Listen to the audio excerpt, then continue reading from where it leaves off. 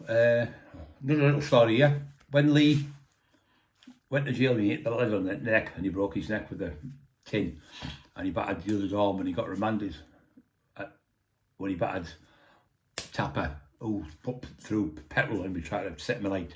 Lee battered him, made a mess of him, and he got remanded for it, but he got out because the judge, in the end, the judge said, well, if he never hit him, he wouldn't have been able to stop him lighting the match and setting him alight. So they actually let Lee out after that. So Lee's out. So he's out.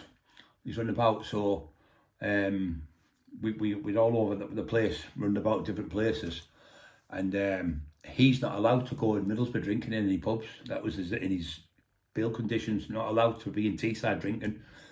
Go in it. He couldn't go in any pubs. Not allowed to go in any public houses whatsoever, or betting office, I think it was as well. So that was his bail condition. So we had to go up to Stokesley. So we go to Stokesley, and we got there, and there was a big lad there, my pal, who was with Lee on the night when he died, and he was there with us, and there's about 15 travellers in there. Stokesley's full of travellers, but I got on with most of them, so I used to box with a few of the lads up there, and we're talking, because when you go in, they're going about racing pigeons, they're going about fucking whippets, greyhounds, Lamping's where you get the dogs, and you get a lamp and you turn it on, you see the rabbit that sees it, and the rabbit in the lights, and the dogs chase it and kill it, and that's how they get the rabbits on farmers' land, and that's so talking about that was doing my fucking head. So when I went this time, I said, no talking about pigeons, no talking about fucking horses, no talking about greyhounds or dogs, no lamping out, just talk about anything else, but not to do with that. So we sat at the table. By now there's about 20 of us in this pub. I'm saying now, Lee said let them talk about the fucking horses and all that. Anyway, he said fucking talk about the horses. Anyway, they started talking after that. It was hilarious. We sat at the table. And there was this fucking arsehole going, "You're twice as big as him. You could fight him." And Lee could hear what he's saying. At least in that, like 20 of us on these like loads of tables. Horrible little fucker he was. Just like trying to call drunk, full of drink. You could easily bigger than him. You better. You threw him all over. And you done this to me. And I said, look, me and Lee are best of friends. Why don't you fucking shut up? He kept going on and on. Anyway, fucking, I thought Lee was going to hit him. I was going to slap him, but I didn't. Anyway, one of the travellers got up and just went boof, right in the ribs. Give him a body shot, and he broke his fucking ribs and threw up all over because he hit him with a body shot. Threw him out the pub. So we were there anyway, fucking in the pub with Lee, but he wasn't allowed, like I said, to go to Middlesbrough.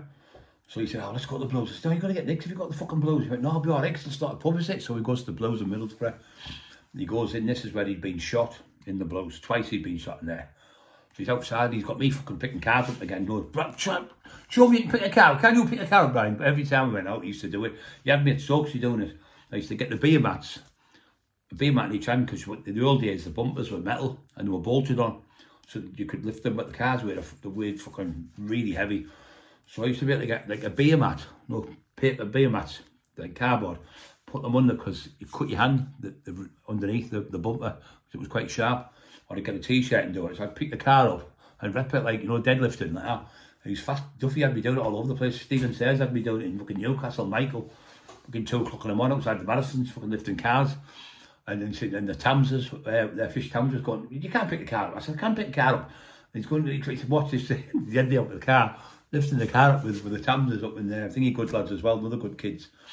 So anyway, we're out in the Blues, and Lee went, "You know what? It's the safest I've been since I've been with you." Because I've been with him about a month by this time. I was probably with him 14 weeks all in, but he was still coming to see me in jail. So it's still coming to jail. So about 16 weeks. About 16 weeks. Then he got killed, obviously. But I was with him for 14 weeks. But he said, "You know what, big fella? For the last 4 weeks I've been with you. Not one person's tried to have a fight with me. Not one person's tried to murder me. Not one person's come up with any weapons. There's no gangs looking for me. Nothing since I've got with you. My fucking life, brilliant." He said, "There's no fucking there doing it since you've come." I was saying, "Well, there's nobody after me." He said, "Yeah, but look at all the things that happened to me before you come along." So he's like, because he used to get dead emotional, like Duffy. He really did. He was dead soft, like stuff that, and he did. But he didn't drink. He didn't swear in front of women. He didn't swear in front of the kids, and he wasn't really aggressive in that way towards people when he's fighting. He was like just calm, really calm when he was fighting. So yeah, we were just in the Blues, full of ecstasy, and trying to get the older people. They were like my age now, we're like 58, so have a knee. Probably killed them and given them a knee, but yeah, just another story. Me, Lee in the day in the Blues having a good laugh. and he's outside shadowboxing on the wall, and he's shadowboxing, that he's messed about with me and grabbing me and cuddling me and all that stuff. Yeah, we had a good laugh that night. But yeah, sadly he's no longer here. But yeah, guys, just another story today. Me and the Duff in the town having a bit of fun, selling ecstasy, dancing about like 2 school kids. Don't forget to push the like buttons, guys. Love yous all.